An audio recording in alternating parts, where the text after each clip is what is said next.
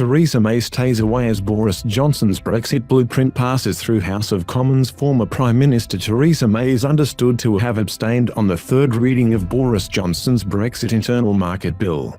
The UK Internal Market Bill, which ministers acknowledged risks breaking international law, was approved by 340 votes to 256 on Tuesday evening and now passes to the House of Lords for debate. The government has insisted the bill will protect the integrity of the UK if a future trade agreement cannot be reached with the EU. The legislation would give ministers the power to breach the divorce deal with the European Union, despite threats of legal action from the EU and resistance from some MPs. Speaking on Sky News following the vote, Chief Political Correspondent John Craig said, "We are pretty sure she has abstained. She did in the earlier vote. The rebels really have caved in. No sign of Theresa May. She has obviously abstained. Wasn't in the chamber."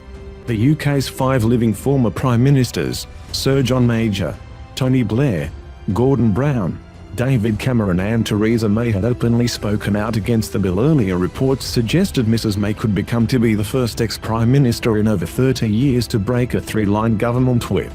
The government say the bill seeks to protect free trade between Britain's 4 nations once the Brexit transition period ends, but it has soured relations with Brussels just as time is running out to reach a deal on a future long-term relationship.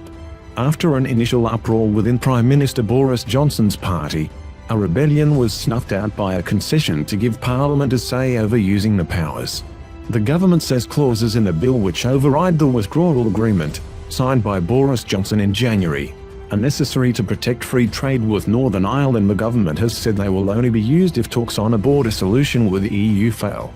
The EU has been clear of their disapproval of the bill and warned it is an extremely serious violation of the exit treaty and has threatened to seek legal action. The EU wants to make sure Northern Ireland's open border with member state Ireland does not act as a backdoor for goods to come into the bloc. Scrutiny in the House of Lords, Parliament's upper chamber, is expected to take in early December. Mr Johnson does not have a majority there and revisions to the most contentious clauses are likely to have strong support, but talks with the EU are expected to move more quickly, and if a deal can be reached on an Irish border solution the powers may not be needed. Despite the tense atmosphere between the UK and the EU, they started the 9th round of talks to agree a Brexit trade deal agreement on Tuesday.